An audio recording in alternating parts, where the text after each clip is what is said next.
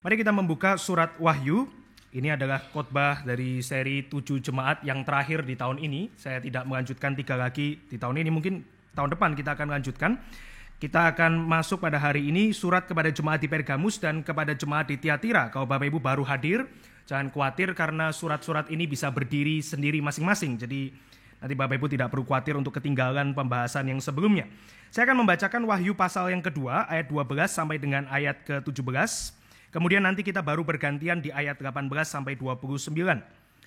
Surat kepada jemaat di Pergamus ayat 12 sampai dengan ayat ke-17. Demikian firman Tuhan. Inilah surat kepada jemaat di Pergamus. Tuliskanlah kepada malaikat jemaat di Pergamus, inilah firman Dia yang memakai pedang, yang tajam dan bermata dua. Aku tahu di mana engkau tinggal, yaitu di tempat tahta iblis. Namun engkau berpegang kepada namaku dan tidak menyangkal imanmu kepadaku, juga tidak pada zaman Antipas, saksiku yang setia kepadaku, yang dibunuh di hadapan kamu di mana iblis tinggal.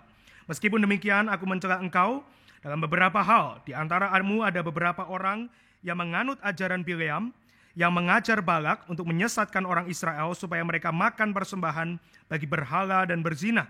Demikian juga ada padamu orang-orang yang berpegang kepada ajaran pengikut Nikolaus. Sebab itu, bertobatlah. Jika tidak demikian, aku akan segera datang kepadamu dan aku akan memerangi mereka dengan pedang yang di mulutku ini. Siapa bertelinga, hendaklah ia mendengarkan apa yang dikatakan Roh kepada jemaat-jemaat. Siapa yang menang, kepadanya akan kuberikan mana yang tersembunyi, dan aku akan mengaruniakan kepadanya batu putih yang di atasnya tertulis nama baru yang tidak diketahui oleh siapapun selain oleh yang menerimanya. Inilah surat kepada jemaat di Tiatira. Tuliskanlah kepadamu, malaikat jemaat di Tiatira, inilah firman Anak Allah yang matanya bagaikan nyala api dan kakinya bagaikan tembaga. Ayat 19.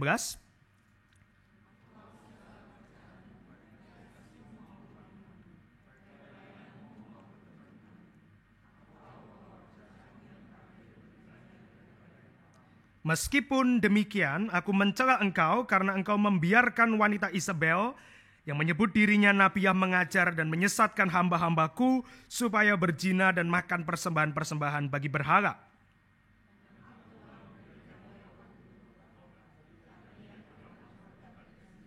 Lihatlah, aku akan melemparkan dia ke atas ranjang orang sakit, dan mereka yang berzina dengan dia akan kulemparkan ke dalam kesukaran besar, jika mereka tidak bertobat dari perbuatan-perbuatan perempuan itu.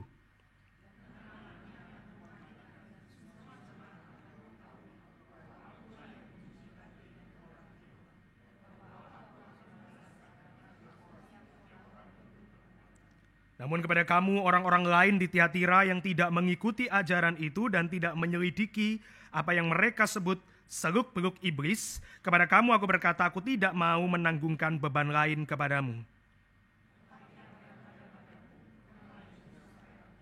Siapa yang menang dan melakukan pekerjaanku sampai kesudahannya, kepadanya akan kuberikan kuasa atas bangsa-bangsa.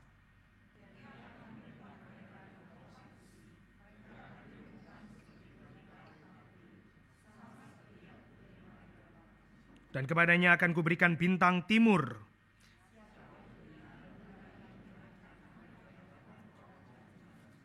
Mari kita masuk dalam doa. Bapa di dalam surga, kami bersyukur untuk 2 surat kepada 2 jemaat yang kami baca pada pagi hari ini. Sebentar kami akan merenungkan surat-surat ini, kiranya Tuhan berbicara melalui hamba-Mu, melalui firman-Mu kepada kami yang mendengarnya bersama-sama, dan kiranya kami dididik di dalam kebenaran tersebut dan bertumbuh di dalam kasih kepada Tuhan. Di dalam nama Tuhan Yesus kami berdoa. Amin. Saudara sekalian, saya menggabungkan pada hari ini 2 surat kepada 2 jemaat yang berbeda for good reason. Karena Pergamus dan Tiatira adalah seperti saudara kembar meskipun tidak kembar secara identik. Pergamus dan Tiatira, mereka letaknya begitu dekat satu dengan yang lain. Bayangkan seperti Jakarta dan Bandung, dekat sekali. Itulah Pergamus dan Tiatira. Pergamus adalah ibu kota Romawi, Tiatira adalah kota penghubung kepada ibu kota tersebut. Pergamus dan Tiatira adalah jemaat yang mirip sekali di dalam apa?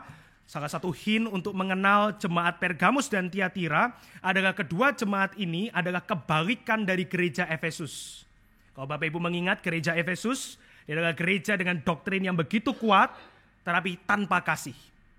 Pergamus dan Tiatira adalah kebalikannya. Dia adalah gereja dengan kasih yang melimpah tetapi dengan kebenaran yang kompromi. Itulah Pergamus dan Tiatira. Keduanya bersama-sama menggambarkan dua gereja yang pada hari ini mungkin kita katakan gereja yang liberal, gereja yang berkompromi dengan ketidakbenaran. Kita akan melakukan survei kepada dua jemaat ini secara singkat. Pergamus yang pertama. Bapak Ibu sekalian, Pergamus tadi saya katakan adalah ibu kota Romawi. Seperti kota-kota lainnya, Pergamus juga penuh dengan penyembahan berhala, tetapi dua patron dewa yang paling besar di Pergamus. Yang pertama adalah Dionysus. Dionysus adalah dewa pembuat wine, Bapak Ibu sekalian. Dionysus adalah patron dewa, dia memang digambarkan sebagai pembuat wine bagi para dewa-dewa di atas, di angkasa itu. Tetapi Dionysus melambangkan gladness, wine, sukacita. Maka kita bisa membayangkan Pergamus dengan patron dewa Dionysus adalah kota yang penuh dengan pesta. Kota yang penuh dengan kesukacitaan, kota yang penuh dengan joy, meskipun tentu bukan Christian joy. Mereka punya sukacita dan berbagai macam pesta dengan patronnya Dionysus tersebut. Tapi yang kedua adalah dewa yang mungkin kita jarang kenal namanya, yaitu Aesculapius. Aesculapius adalah the god of healing bagi orang-orang Romawi. Kalau Bapak Ibu pergi ke apotek dan melihat sebuah gelas dengan ular yang melilit gelas tersebut dan kemudian taringnya itu masuk ke dalam gelas, nah itulah simbol dari Aesculapius, the god of healing. Ironi Bapak Ibu sekalian, yang pertama adalah God of Gladness, dewa wine itu yang bersukacita, Dionysus, dan yang kedua adalah God of Healing. Itu seperti habis pesta kemudian perlu obat gitu ya.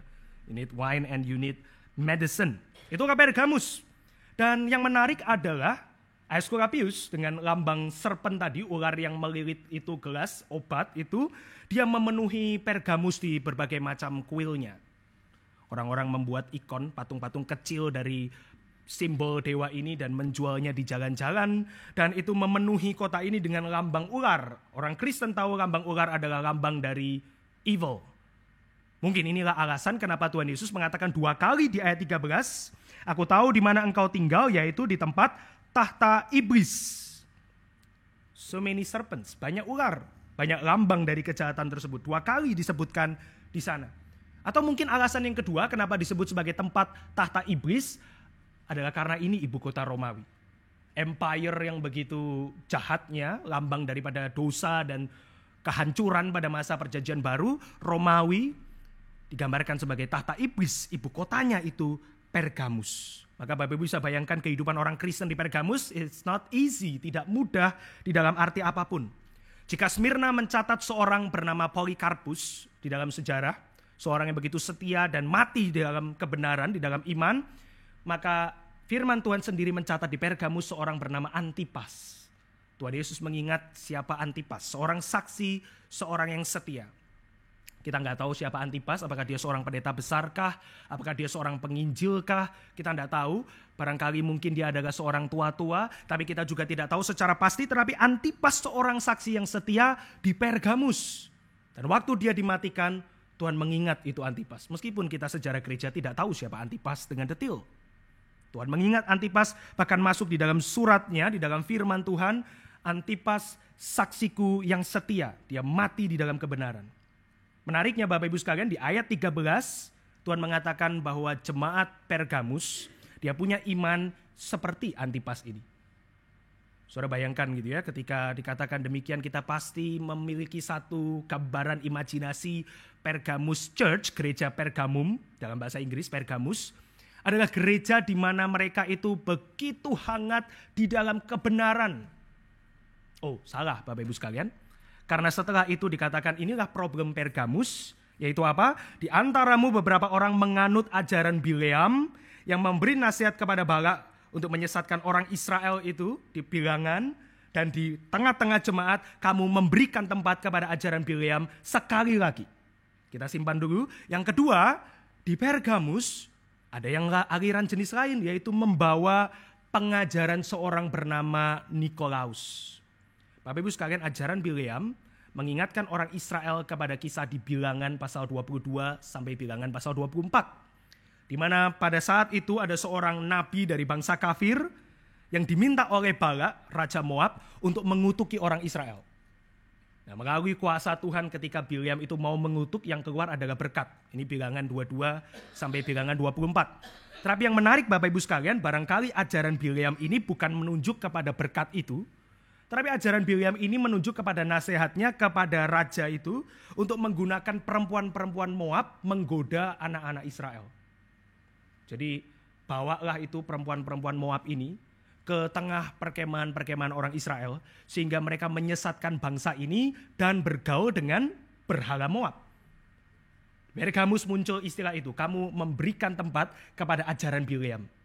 Most probably Bapak Ibu sekalian, di tengah jemaat Pergamus itu ada orang-orang yang sekarang mengikuti nasihat Bileam. Kita bawa yang dari luar itu, berhala-berhala itu di Pergamus, Dionysus dan kemudian itu Aesculapius, kita bawa itu masuk ke dalam gereja. Barangkali mereka membuat sebuah justification bahwa Yesus pun adalah seorang yang pernah membuat air menjadi anggur. Sekarang ada Dionysus, ini mirip sekali teman ini. Dan seterusnya Bapak Ibu sekalian. Ironis memang, tapi itu mungkin terjadi di Pergamus. Di Pergamus yang kedua juga ada seorang pengikut ajaran Nikolaus. Di Efesus Nikolaus tidak laku, ditolak. Kalau Bapak Ibu nanti baca lagi surat kepada jemaat Efesus, Nikolaus itu ditolak. Tuhan Yesus puji Efesus karena hal itu. Tetapi di Pergamus, kita juga welcome itu. Tadi sudah ada ajaran Bileam, sekarang Nikolaus. Mungkin dua ini pun membicarakan hal yang sama. Membicarakan yaitu ajaran dari luar yang dibawa masuk ke dalam gereja. Baik itu mengikuti gambaran ajaran Bileam di kitab Perjanjian Lama, Bilangan. Atau Nikolaus yang mungkin adalah satu dari 7 diaken yang dipilih di Kisah Para Rasul. Yang kemudian membawa berhala itu masuk di dalam gereja. Pergamus mau dua-duanya. Kristus mau berhala dan imoralitas dan hidup yang kompromi, dia juga mau itu. Tetapi Tuhan Yesus mengatakan dia adalah yang menggunakan pedang bermata dua. Ini gambaran hakim. Jadi ini adalah sebuah kesalahan besar di Pergamus. Tapi kita simpan dulu Pergamus, kita lihat Tiatira Bapak Ibu sekalian, saudara kembar dari Pergamus. Tiatira juga adalah gereja yang kalau tadi Pergamus digambarkan dengan Antipas itu setia di dalam iman. Coba Bapak Ibu lihat ya, Tiatira adalah gereja yang mungkin dipuji dengan begitu luar biasa. Ayat 19, aku tahu segala pekerjaanmu, baik kasihmu maupun imanmu, baik pelayananmu maupun ketabahanmu. Aku tahu bahwa pekerjaanmu yang terakhir lebih banyak daripada yang pertama. Saudara bisa bayangkan kalau misalnya Humas Natal ini, 5 cabang kita sudah kumpulkan orang-orang. Dan kemudian dari pusat itu Humas Temi datang dan mengatakan, Humas Citra Raya kamu mengerjakan lebih banyak dari humas-humas lain. Hebat juga ya. Kasihmu juga banyak. Waduh, kita makin senang sekali. Dan itulah Tiatira. Kamu punya semua. Kasih, pelayanan, kehangatan, semua yang mungkin tidak ada di tengah-tengah kita terlalu banyak, Tiatira punya semua. Bapak Ibu sekalian. Opposite, lawan persis dari Efesus. Itulah Tiatira. Tetapi juga Tiatira dia punya problem besar seperti Pergamus. Pergamus bawa tadi ajaran Bileam dan Nikolaus. Kompromi di luar, dibawa masuk di dalam. Tiatira adalah kebalikannya, kita bawa orang-orang ini di dalam gereja ini untuk kompromi keluar. Tadi yang luar masuk, yang sekarang dari dalam keluar melalui seorang bernama Nabia Isabel. Bukan nama asli, sama seperti Bileam bukan nama asli di Wahyu. Isabel ini adalah mengingatkan tentang istri Ahab, si perempuan gila di Perjanjian Lama itu. Di sini ada yang nama Isabel, mungkin jarang sekali Bapak Ibu sekalian. Tadi di KU yang pertama saya katakan, saya yakin tidak ada yang namanya Isabel. Terus saya pikir-pikir mungkin ada gitu ya. Tapi kalaupun ada, it's okay, sudah ditebus oleh Tuhan Yesus. Tapi by the way, Bapak Ibu sekalian, kembali ke Tiatira, problemnya besar karena mereka sekarang seperti Isabel yang punya nabi-nabi Asitoret begitu banyak. Mereka sekarang membawa Israel di dalam bentuk gereja Tiatira itu untuk kompromi di luar. Kompromi macam apa Bapak Ibu sekalian? Tiatira itu adalah mungkin kalau Pergamus itu ibu kota, dia begitu penting, tapi Tiatira ini sedikit mirip Efesus secara kota, dia adalah kota komersil yang sangat besar. Pada waktu itu pedagang-pedagang mereka bentuk serikat. Kalau kamu mau berdagang kain, ya kamu nggak bisa cari penjual dan pembeli kain sendiri. Kalau kamu mau dagang jeruk, kamu nggak bisa langsung jualan sendiri. Kamu perlu join serikat, perdagangan, asosiasi pedagang. Dan itu yang terjadi di Tiatira, serikat-serikat terbesar di kota-kota Romawi pada masa itu ada di Tiatira. Tiatira kota yang kaya, dia kota komersil, dan uniknya adalah serikat-serikat itu, asosiasi-asosiasi dagang itu biasanya menguasai distrik-distrik di dalam kota. Maka bayangkan kota Romawi itu seperti kota-kota Romawi itu seperti persegi kota begitu ya. Dan di dalam kota itu kemudian ada kota-kota yang kecil lagi. Nah, itu dikuasai oleh serikat-serikat dagang tertentu. Bapak Ibu sekalian, serikat dagang dia kontrol kehidupan sosial di dalam serikatnya. Kalau kita nonton film-film seperti Judge Dredd, Sylvester Stallone, atau Carl Urban, tergantung usia Bapak Ibu sekalian. Dan kemudian nonton District 13 dan film-film seperti itu, yaitu Apocalypse City. Kotanya sudah dibagi, dikuasai oleh preman-preman setempat. Premannya siapa? Asosiasi pedagang. Itu Tiatira, Bapak Ibu sekalian. Maka kalau kamu mau maju di dalam kehidupanmu, di dalam bisnismu, ya kamu harus join serikat ini. Kalau kamu mau mendapatkan keuntungan, kamu harus join serikat ini. Kalau kamu mau jadi kaya, kamu harus join serikat dagang ini. Tergantung kamu jualan apa. Kamu cari serikatnya. Kamu join di situ. Kamu tinggal bersama mereka. Dan kemudian kamu hidup bersama mereka di dalam serikat tersebut. Di Perjanjian Baru, Paulus pernah bertemu seorang kaya dari Tiatira, seorang wanita. Siapa itu Bapak Ibu sekalian? Penjual kain ungu, yaitu dari Tiatira, Lydia.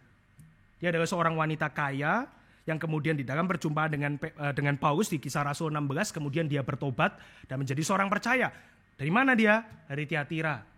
Itu orang-orang kaya di situ semua. Semua punya klubnya masing-masing.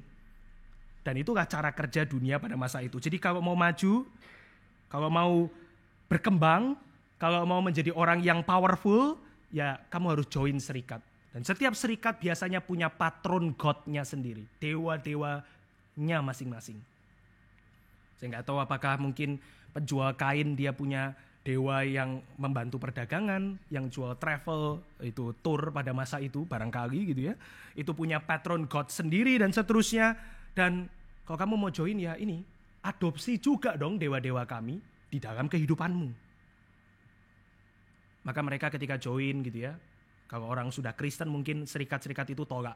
Tapi kalau yang di situ kemudian bertobat seperti Lydia, mungkin dia kembali ke Tiatira, mungkin Lydia ya perjuangan imannya justru baru dimulai ketika dia kembali ke Tiatira.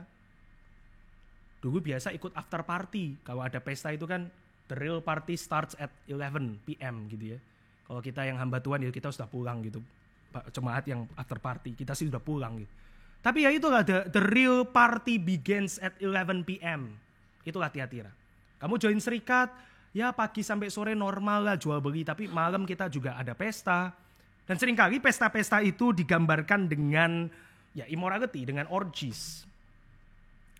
Beda dengan hari ini, kita bisa pergi ke suatu pesta pernikahan, kita bisa pergi ke satu pesta dan setelah itu ya fine, kita pulang dan it's okay. Tapi di Tiatira enggak, setelah itu ada pesta-pesta penyembahan kepada berhala masing-masing. Maka ketika orang Kristen kemudian mengatakan saya udah gak bisa lagi kumpul bareng sama kalian, saya ikut yang sampai jam 7 malam aja ya, setelah itu saya gak ikut yang after partinya dan seterusnya. Ya mungkin mereka akan menjadi outcast, dikucilkan dari asosiasi tersebut. Jika di Pergamus muncul Bileam, ajaran Bileam dan Nikolaus, yang dari luar dibawa masuk, di Tiatira muncul Isabel yang mengatakan ayo dari dalam kita keluar. Kira-kira mungkin solusi Isabel adalah sedemikian. Dia mungkin memberikan solusi if you want to defeat Satan, kalau kamu mau mengalahkan setan, kalau kamu mau mengalahkan dosa, kamu tidak bisa kenal itu dari jauh. Kamu perlu mengenalnya dari dekat, kamu perlu menyelidikinya, kamu perlu merasakannya, baru kemudian kamu bisa menang. Dari mana saya membuat penafsiran ini, Bapak Ibu sekalian? Dari ayat 24. Namun kepada kamu orang-orang lain di Tiatira yang tidak mengikuti ajaran itu dan tidak menyelidiki apa yang mereka sebut seluk-beluk iblis, kepada kamu aku berkata, aku tidak mau menanggungkan beban lain kepadamu. Mungkin ini yang dilakukan Isabel. Oh, it's okay. Kamu bisa jadi Christians, orang Kristen, kamu boleh beribadah kepada Yesus, kamu boleh itu beribadah di entah itu rumah-rumah, kamu boleh melakukan semua kegiatan agamamu, kamu mau berdoa, that's okay, tapi kamu juga bisa tetap join serikat-serikat dengan imoralitasnya. Ya it's okay, karena kamu harus menyelidiki kan musuhmu itu, kamu harus dekat sama musuhmu itu, kamu gak bisa dari jauh. Nah itu yang mungkin Isabel lakukan. Sekali lagi bukan nama asli. Itu adalah sebuah peringatan kepada jemaat. Spirit yang dibawa oleh wanita di Tiatira ini adalah spirit dari istrinya Ahaz di Perjanjian Lama. Kita bisa menggambarkan ini sedemikian rupa. Di Pergamus kompromi masuk ke dalam.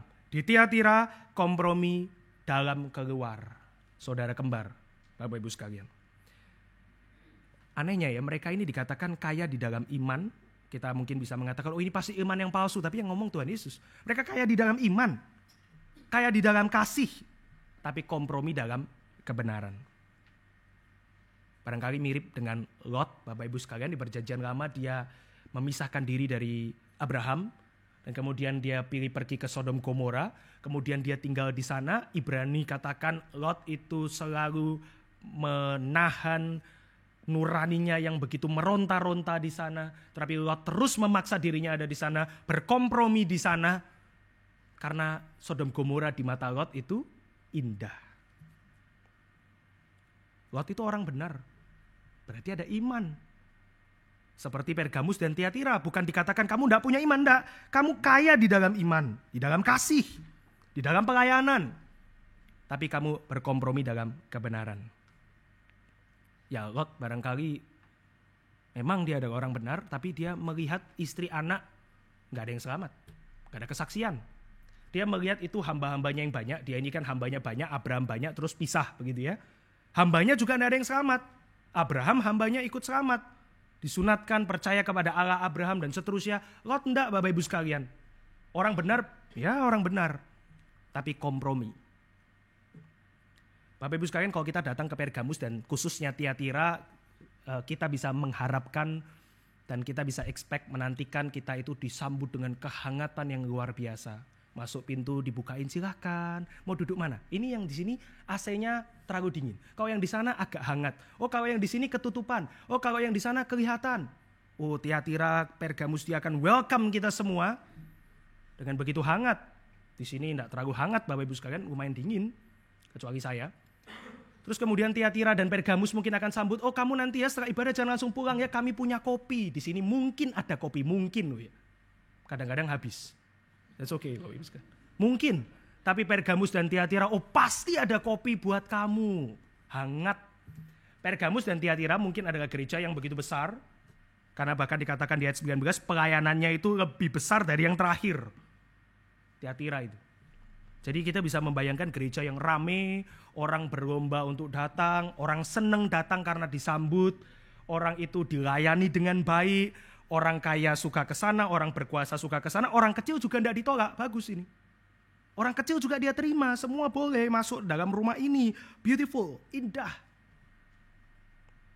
Tapi kedua gereja ini dia dalam sebuah perjalanan yang mematikan. Kompromi mereka adalah rute menuju kebinasaan. Kemarin di Speak, kalau Bapak Ibu hadir, Pendeta Anton mengatakan nih, bukan suffering yang merusak gereja atau bisa mematikan gereja, tapi kompromi. Tapi benarkah demikian Bapak Ibu sekalian? Seandainya kompromi itu kita ganti dengan kata toleransi kan, problem solve kan. Beda sekali konotasinya meskipun dua kata itu sebenarnya sinonimus. Apa bedanya kompromi dan toleransi? Kan kita yang kasih konotasi ke kata itu kan. Kalau kompromi biasa konotasinya negatif Pak. Kalau toleransi positif. Sama aja kan Bapak Ibu sekalian, karena bahasa aslinya di ayat 20 itu, aku mencela engkau karena engkau membiarkan wanita Isabel itu, because you tolerate Isabel. Di dalam gereja.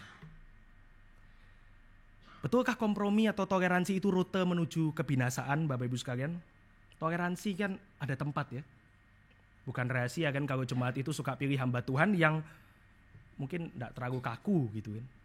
Kalau masalahnya ini saya ke Bapak A. Kalau masalahnya yang ini saya ke Bapak B. Kenapa? Ya saya bisa tebak sih kalau Bapak A dia mungkin akan welcome. Oh enggak apa-apa, masih oke treatmentnya. Kalau yang Bapak B mungkin dia langsung sikat saya, yuk bertobat. Gitu. Toleransi kan ada tempat kan ya. Bapak Ibu kalau ya kita biasa katakan begini ya. Dalam teologi pun ada hal-hal yang esensial kita harus pakem gitu, harus sama. Kesatuan. Dan ada hal yang secondary, yang lebih, ya boleh ada perbedaan opini, boleh ada perbedaan pendapat, it's okay. Yang secondary boleh, yang prinsip primer nggak boleh. Sama kan kita juga di dalam, ya mungkin kita sendiri masing-masing punya tingkatan toleransi yang beda-beda. Betul ya? Saudara di dalam pekerjaan, di dalam kehidupan sehari-hari, di dalam gereja kan saudara pasti punya toleransi yang beda-beda. Simpel lah ya, saya susah toleransi lihat orang minum kopi pakai gula gitu. Buat saya itu mengganggu sekali sampai ke tulang gitu. But it's okay kan, gak terlalu penting kan. Saya gak mungkin mengatakan ya mulai hari ini gula semua dibuang. Itu alat setan. Kan gak mungkin gitu ya. Dalam hal itu ya bolehlah bebas orang mau minum kopi pakai gula silakan, mau gak pakai gula silakan. Tapi dalam hal-hal kebenaran, ini beda lagi. Jadi kita mengatakan toleransi kan gak selalu Pak, itu adalah alat menuju kebinasaan. Betul. Betul sekali. Tapi seandainya gerejamu, bannernya itu cuman toleransi tok. Saudara harus hati-hati. Itu adalah langkah pertama menuju kebinasaan. Sekali lagi Bapak Ibu sekalian ya, toleransi di dalam gereja perlu ada, tapi tidak boleh itu tok. Itu tok. Bannernya tentu tidak kelihatan, tapi ada satu gereja beneran terjadi, gereja ini dia itu punya banner statement of faith-nya, pengakuan imannya. Kalau kita kan we believe in God the Father, God the Son, God the Spirit begitu ya, Allah Tritunggal, kita percaya Allah Anak itu berinkarnasi. Ini statement of faith kita ya, banner kita. Tapi ada gereja, beneran ini Bapak Ibu sekalian, bannernya adalah we believe in you. Saya aja tidak percaya diri saya sendiri, tidak percaya. We believe in you. Apa itu you? What is you? Ya apapun yang kamu mau percaya, I welcome you, whoever you are. Bagus ya. Whatever you like. Mau di gereja pakai baju renang juga boleh. Yang cowok mau pakai wig perempuan juga enggak apa-apa. We believe in you. Saudara, hari ini ada gereja-gereja yang disebut sebagai gereja emerging church. Ada yang pernah dengar? Emerging church. Bahasa Indonesia berarti gereja yang baru muncul, emerging, baru keluar. Ini luas sekali Bapak Ibu sekalian ya, definisinya luas sekali. Tapi salah satunya adalah gereja ini mementingkan relationship over truth.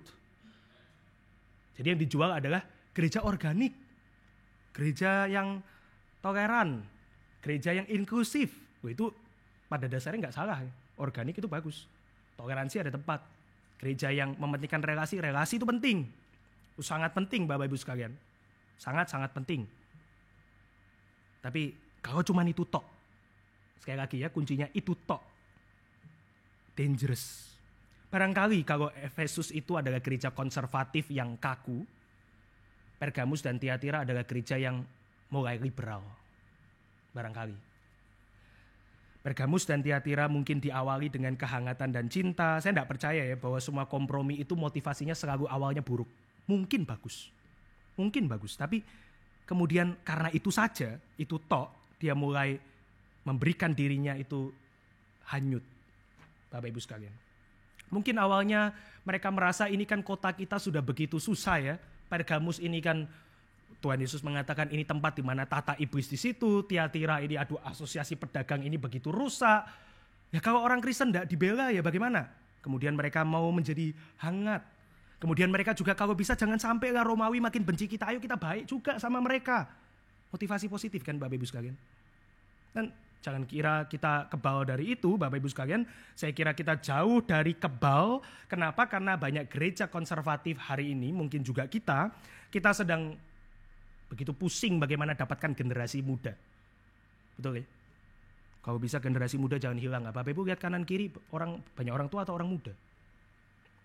Ya lumayan lah di sini ya, 40, 60. Orang tua jangan pergi Bapak Ibu ya, tapi maksud saya adalah kita tentu menginginkan orang-orang muda itu ada juga di dalam gereja. Jangan sampai orang tua di sini anaknya pergi kan. Positif kan keinginan itu. Tapi Pak Tong seringkali ingatkan ya, in order to be big, what do you compromise? Kalau di dalam konteks gereja, in order to be big church, what do you compromise? Saudara, dari kehidupan personal jemaat yang kemudian dimudahkan melalui kompromi, maka mereka senang Isabel itu, jadiin pendeta aja di dalam gereja yang seperti ini, yang toleran sekali, yang toleran saja. Kemudian jemaat yang sudah berkompromi tentu hidupnya lebih mudah. Dan kemudian gereja juga kemudian dipengaruhi. Dan ketika gereja sudah dipengaruhi, dia tidak bisa lagi mendidik jemaat. Ya inilah putaran setan. Deadly loop. Maka surat kepada jemaat Tiatira adalah surat terpanjang dari 7 surat kepada jemaat. Pergamus simple.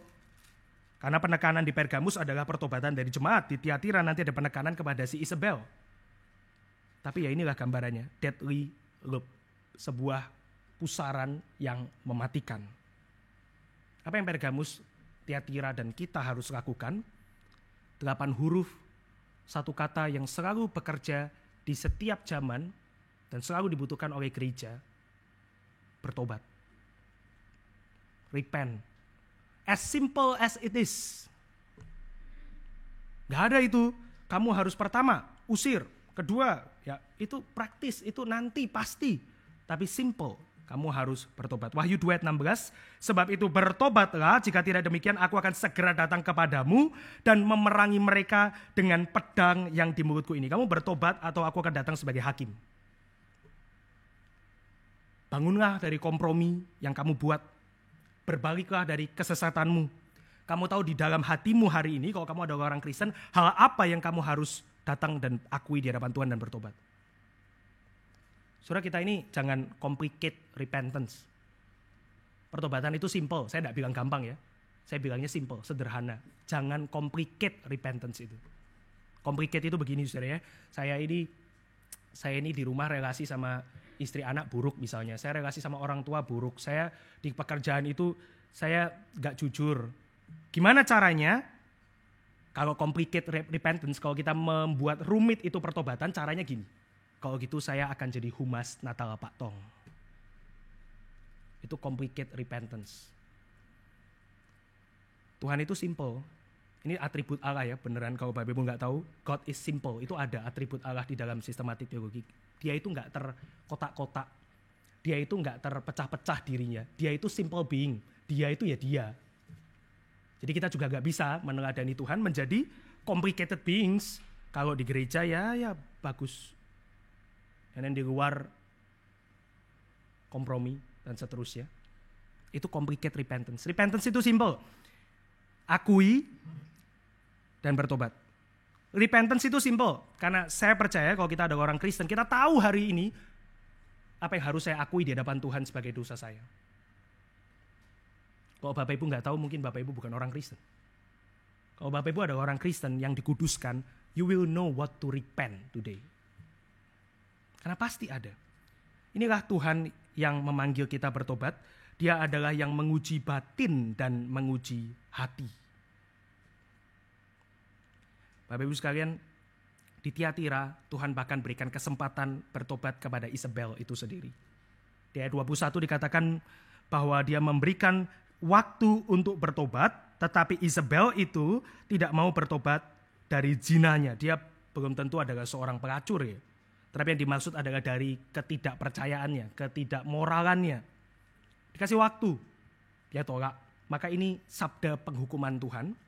Lihatlah, ayat 22-23, aku akan melemparkan dia ke atas ranjang orang sakit, dan mereka yang berbuat zina dengan dia akan kulemparkan ke dalam kesukaran besar, jika mereka tidak bertobat dari perbuatan-perbuatan perempuan itu. Ini 2 kelompok orang. Ayat 23, dan anaknya akan kumatikan dari semua jemaat, dan semua jemaat akan mengetahui. Saudara, pertama Isabel, si guru palsu. Yang kedua adalah yang berzina dengan Isabel, orang-orang yang mengikuti Isabel itu. Dan yang ketiga adalah anak. Ini bukan literal anak, bukan beneran anak kecil. Ini maksudnya adalah pertama, si guru palsu. Dia nggak mau bertobat. Yang kedua, orang yang kompromi oleh guru palsu itu. Ada kesempatan bertobat. Yang ketiga adalah anak-anak. Anak-anak ini siapa? Orang yang tidak mau bertobat. Dia produk. Dia produk. Apa yang terjadi untuk produk itu? Dia akan dimatikan. Akulah yang menguji batin dan hati orang, dan aku membalaskan kepada kamu setiap orang menurut perbuatannya. God is a judge. Saudara, kadang-kadang kita ini di dalam resiko membuat jemaat hidup dalam ketakutan yang tidak perlu kadang-kadang. Tapi kadang-kadang perlu Bapak Ibu sekalian, karena kita orang reform ini terlalu biasa menekankan Allah yang ya graceful, beranugerah. Dia beranugerah kepada siapa sih? Kepada orang-orang yang bertobatkah? Dia beranugerah kepada siapapun yang dia kehendaki, tetapi yang menerima anugerah adalah orang yang senantiasa menghidupi pertobatan itu, repentance itu. Ada kesempatan bertobat buat mereka yang kompromi. Bahkan hukuman paling keras pun di dalam Alkitab, seperti pembuangan orang Israel, entah itu ke Babylon, kemudian dilanjutkan ke Persia, oleh Persia, adalah sebuah alat untuk mempertobatkan. Saudara sekalian, betul ya, ini satu hal yang penting ya. Tidak setiap kali saudara sakit, bergumul, kesusahan, artinya ada dosa. Tidak tentu, kita tahu itu ya. Ada orang katakan kalau sakit berarti pasti ada dosa nih yang diperbuat. Jangan percaya Bapak Ibu sekalian. Ayub menderita bukan karena dia berdosa. Tuhan Yesus menderita juga bukan karena dia berdosa. Ini jelas Bapak Ibu sekalian. Tapi alangkah baiknya setiap kali kita mengalami kesulitan dan pergumulan di dalam hidup, kita pertama-tama introspeksi kepada Tuhan. Tuhan, betulkah ini adalah ujian iman atau ini adalah kesempatan saya bertobat kepada Tuhan? Kadang-kadang kita langsung cepat ke yang kedua kan. Kalau ada kesulitan, ada apa? Oh pasti ini ujian iman. Seperti Ayub. Ya kalau kamu Ayub, belum tentu kamu Ayub. Mungkin memang Tuhan kasih kesempatan untuk bertobat. Mungkin memang Tuhan sedang kasih peringatan melalui ketidaknyamanan itu ada sesuatu yang problem di dalam hidupmu. Saya pernah khotbah dari perumpamaan penggarap di Lukas.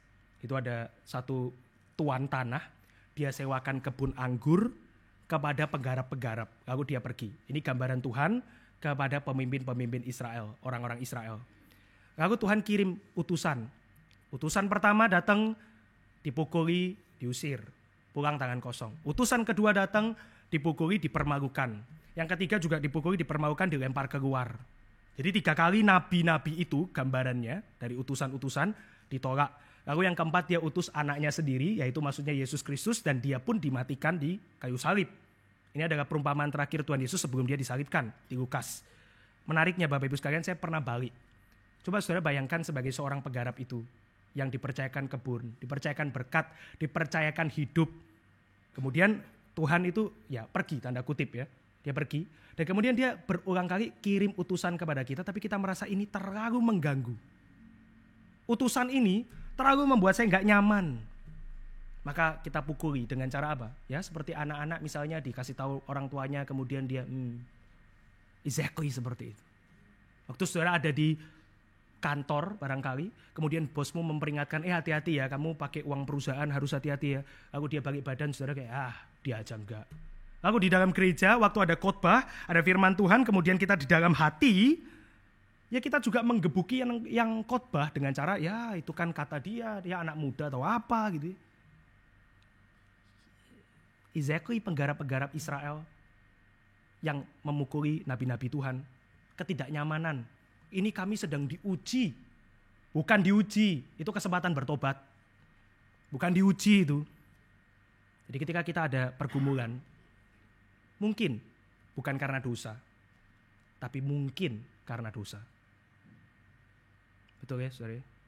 Kalau memang ternyata itu bukan karena dosa, ya berarti itu ujian terhadap imanmu yang Yakobus katakan menimbulkan ketahanan uji. Tapi Lot itu di Sodom Gomora bukan diuji. Itu konsekuensi dosanya Lot. Lot itu di sana dia bukan sedang diuji, dia yang menempatkan dirinya di situ.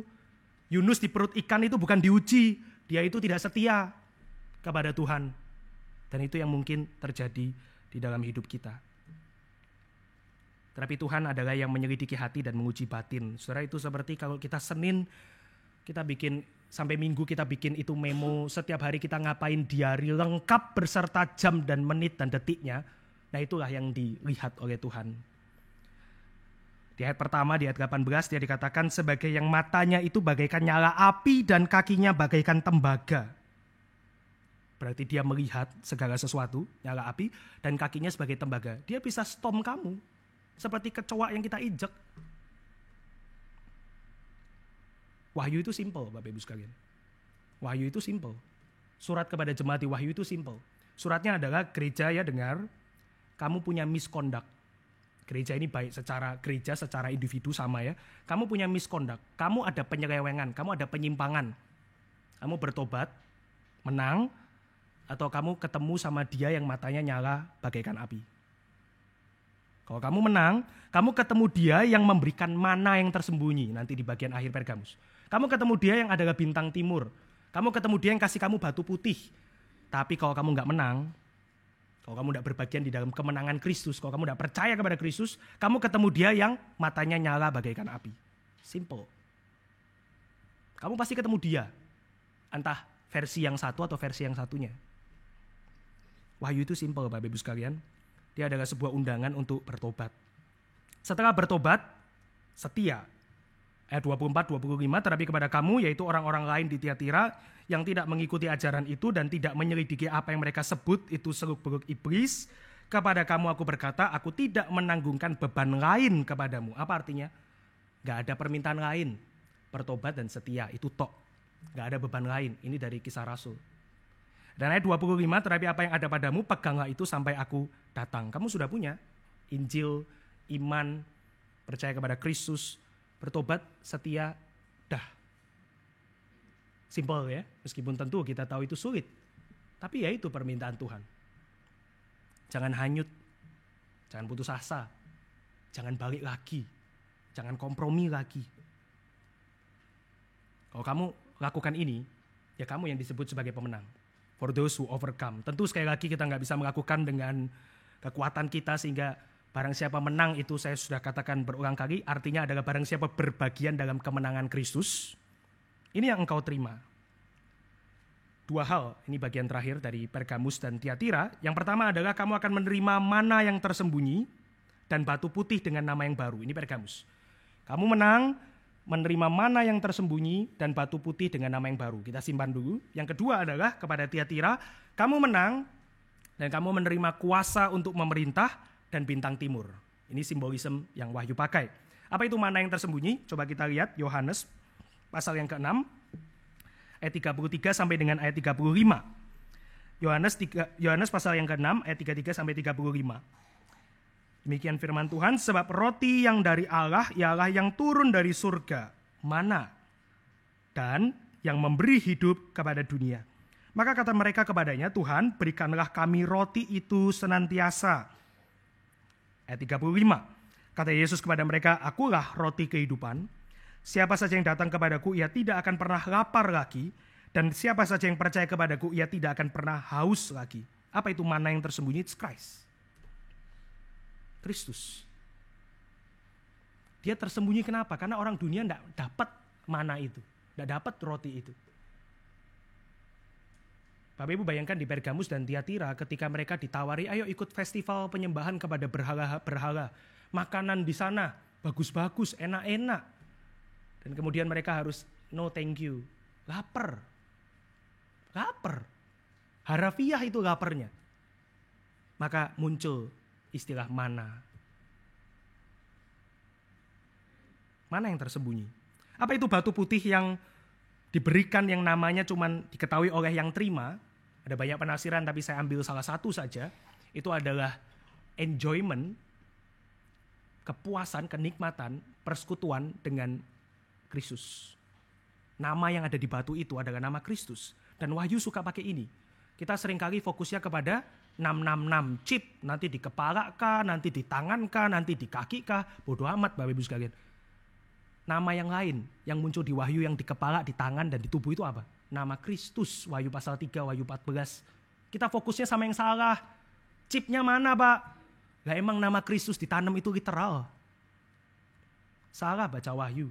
Kita fokus pada hal yang salah di dalam Wahyu. Wahyu is telling you ya, Revelation itu memberitahukan kepada kita, kamu mau Kristus, ini reward, namanya itu akan ditaruh di kepalamu. Nah, kita lebih fokus kepada nama yang satunya itu. Yang tentu maksudnya adalah simple, kalau bukan nama Kristus yang di dahi kita, ya pasti nama yang satunya. Jadi jangan cari chip, mungkin sekarang sudah ada. The name of Antichrist itu. Di Pergamus dan Tiatira. Yang tidak mau bertobat. Yang terus berzina dengan ketidakmoralan itu. Ya nama Antikristus sudah ada di kening mereka. Gak perlu nunggu chip. Tapi nama Kristus, dia diberikan hanya kepada yang menerimanya. Hanya kepada yang menerima kemenangan di dalam Kristus itu. Itu yang pertama kepada Pergamus. Yang kedua kepada Tiatira adalah Tiatira pakai gambaran kuasa untuk memerintah dan bintang timur. Saya balik ya, saya bahas yang bintang timur dulu. Bintang timur adalah Kristus. Wahyu 22 ayat 16. Coba kita lihat. Wahyu pasal 22 ayat 16. Paling akhir, pasal yang terakhir dari Wahyu. Wahyu pasal 22 ayat 16. Aku, Yesus, telah mengutus malaikatku untuk bersaksi tentang semuanya ini kepada kamu bagi jemaat-jemaat. Akulah Tunas, yaitu keturunan Daud, bintang timur yang gilang gemilang. The true morning star. Bintang timur menguasai langit, Bapak Ibu sekalian. Bintang timur adalah yang paling terang. Bintang timur adalah yang berkuasa. Ini menggambarkan Kristus yang berkuasa, maka dia menggunakan istilah, kamu akan menerima kuasa untuk memerintah. Dan tongkat besi untuk meremukkan keping-keping, menghancurkan keping-keping. Apa yang dihancurkan? Di hari akhir penghakiman Tuhan, Tuhan akan menghakimi orang-orang yang berdosa, yaitu serpihan-serpihan. Orang percaya tidak ikut di sana, tapi dia bersama dengan bintang timur. Jadi Bapak Ibu sekalian, kepada Pergamus, Kristus dan nikmatnya persekutuan dengan dia, mana dan batu itu. Kepada Tiatira, Kristus dan kuasa memerintah dengan dia. Kalau digabung, intinya, rewardmu, barang siapa menang, Kristus. Pertanyaannya Bapak Ibu sekalian ya, yang lebih penting barangkali, mungkin kita harus mengakhiri khotbah ini dengan pertanyaan ini adalah, apakah Kristus itu cukup? Bapak Ibu pernah tanya ini kepada diri masing-masing, kita semua? Apakah Kristus itu cukup? Jadi saya ini tidak boleh berkompromi, saya harus hidup kudus, saya nggak boleh itu menyogok itu judi, saya nggak boleh itu berzina, saya nggak boleh itu pornografi, saya nggak boleh itu mencuri, saya nggak boleh itu menyimpan dendam, saya nggak boleh itu membalas kejahatan dengan kejahatan, cuman untuk ini tok. Cuman Kristus tok. Bukan kekayaan, bukan kedamaian, bukan kenyamanan, bukan keamanan. Tidak pernah itu dijanjikan, yang dijanjikan itu cuman Kristus. Cuman, respectfully, tanda kutip, garis miring, tapi cuman. Orang-orang Kristen mungkin akan ditanya di dalam hidupnya. Ketika dulu belum percaya, mungkin hidup dalam dosa, kemudian dia bertobat, kemudian dia mulai katakan kepada rekan-rekan di kantornya, saya tidak bisa lagi yang itu-itu. Lalu orang-orang akan katakan, loh kenapa? Ya saya sudah terima Tuhan Yesus. Dan mereka akan mengatakan, cuman itu tok. Yakin? Have you lost your mind? Kamu sudah kehilangan akal sehat? Ini uang besar. Ini kenikmatan. Ini untuk anak dan cucumu. Cuman untuk Kristus ditukarnya. You can have both. Jadi Isabel, Bileam, Nikolaus hari ini di mana-mana, Bapak Ibu sekalian. You can have both. Apakah Kristus cukup buatmu dan saya? Jika semua usaha, perjuangan, iman, rasa sakit, penderitaan yang kita tanggung itu cuman untuk Kristus, will that be enough? Atau apakah kita akan melihat dia dan menemukan dia itu kurang memuaskan buat kita? Cuman ini tok.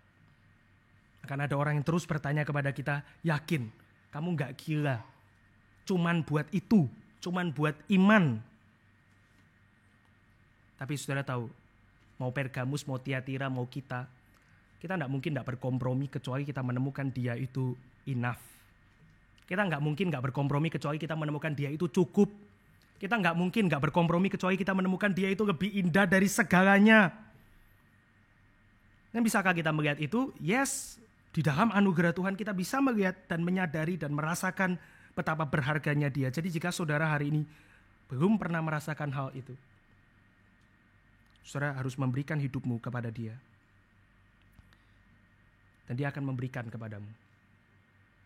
Saudara, satu doa yang simple, Profesor Richard Pratt pernah ceritakan bagaimana dia menjadi seorang Kristen. Dia adalah seorang yang lahir di keluarga Kristen, dia adalah seorang yang sudah ada di gereja sejak kecil, dia adalah youth leader.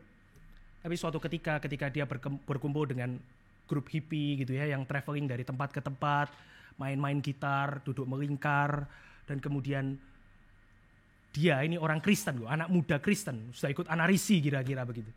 Kemudian dia melihat orang-orang ini, dia memuji Tuhan luar biasa. Dia berdoa begitu hidup, simple, mempermuliakan Tuhan begitu luar biasa. Dia kagum dan dia heran. Lalu kemudian grup itu berdoa secara berputar, satu persatu muter. Sampai tiba di gilirannya Profesor Richard Pratt ini, seorang dosen yang berulang kali kita undang. Dan dia itu berdoa simpel sekali, dia berdoa, Tuhan, aku ingin memuji Tuhan seperti orang-orang ini. Dan dia mengatakan hari itu dia menjadi orang Kristen. Saudara bisa ada di sini sekian lama tanpa pernah melihat Kristus itu mulia. Tapi sampai kita melihat dia itu lebih indah, kita nggak akan bisa nggak kompromi. Saudara, saya akan tutup dengan sebuah cerita terakhir. Itu bertahun-tahun lalu saya dengar satu khotbah dari seorang pendeta di Amerika. Seorang pendeta terkenal sekali, khotbahnya selalu bagus. Jadi saya selalu tonton khotbah dia pada masa itu. Tapi di dalam khotbah hari itu dia ceritakan kisah Jim Elliot. Saya kira Bapak Ibu yang di Gary tahu Jim Elliot ya, semua ya, seorang misionaris mati di Ekuador, memberitakan Injil, dia martir di sana bersama dengan temannya. Kita semua tahu kisah itu. Jadi waktu pendeta ini, orang Amerika ini menceritakan di dalam khotbah itu tentang Jim Elliot, saya pertama mengatakan, saya sudah pernah dengar, sering saya dengar tentang Jim Elliot. Tapi kisah hari itu beda, dia bukan menceritakan Jim Elliot-nya, dia menceritakan seorang temannya Jim Elliot yang bertahun-tahun kemudian atau berapa lama kemudian mungkin ingin mengenang nostalgia, mengenang jasa Jim Elliot temannya itu, dan dia pergi ke tempat di mana Jim Elliot mati lewat pesawat dari atas. Dan perbincangan antara pilot itu dan teman Jim Elliot begitu luar biasa. Saya tidak pernah lupa cerita ini. Pilot itu, pendeta ini menceritakan, saya nggak pernah cek kisah ini dan saya coba cari kemarin nggak ketemu. Dia menceritakan begini Bapak Ibu sekalian, temannya itu dibawa lewat ke pantai di mana Jim Elliot mati di Ekuador itu, dan kemudian pilot itu mengatakan, ya disitulah Jim Elliot itu mati, disitulah mayatnya tergeletak di pantai itu. Dan temannya mengatakan, bukan di situ. Pilot itu mengatakan, enggak, ya benar di situ. Aku yang ambil mayatnya di situ. Aku adalah tim yang retrieve itu bodinya yang sudah mati, Jim Elliot yang sudah mati itu. Aku yang tahu tempatnya ya di situ. Dan temannya mengatakan, enggak, bukan di situ. Aku tahu di mana Jim mati. Dia mati di mana aku tahu karena aku berada bersama dengan dia. Dia mati di satu gereja kecil. Back then, bertahun-tahun lalu. Ketika dia memberikan hidupnya bagi Kristus. Sejak hari itu sampai dia mati di Ekuador secara tubuh harafiah, it's all Christ life. Sampai saudara dan saya melihat Kristus mulia, saudara dan saya tidak akan pernah hidup tanpa kompromi. Kita akan menemukan dia lacking, sehingga kita bisa mempadankan Kristus dengan yang lain. Tapi kiranya Tuhan beranugerah kepada kita semua. Mari kita berdoa. Bapa di dalam surga, kami bersyukur untuk firman Tuhan yang kami dengar pada hari ini. Jika Tuhan sudah memanggil Pergamus dan Tiatira untuk bertobat, kiranya Tuhan juga panggil kami untuk bertobat. Di dalam kehidupan kami yang begitu banyak kompromi, di dalam kehidupan kami sering menemukan Kristus tidak indah. Tetapi ampunilah kami, dan kiranya Tuhan menguduskan kami. Kami mau melihat Kristus yang terindah di dalam hidup kami, sehingga kekayaan, kenikmatan, pesta pora dunia tidak begitu menarik bagi kami lagi. Tuhan, kami berdoa kiranya Tuhan memakai gerejamu di tempat ini menjadi alat kemuliaan di tangan Tuhan. Tambahkan kepada kami hikmat yang kami butuhkan dan berikan penyertaan kepada kami sehingga hidup kami sungguh-sungguh mempermuliakan nama Tuhan. Kiranya kami menjumpai Engkau sebagai Allah yang datang di dalam mana yang tersembunyi, di dalam bintang timur, sebagai gembala yang baik dan tidak sebagai api yang menyala-nyala. Kami bersyukur dalam hidup kami Tuhan memberikan kesempatan, kiranya firman Tuhan tertanam di dalam hati kami. Demi nama Tuhan Yesus kami berdoa. Amin.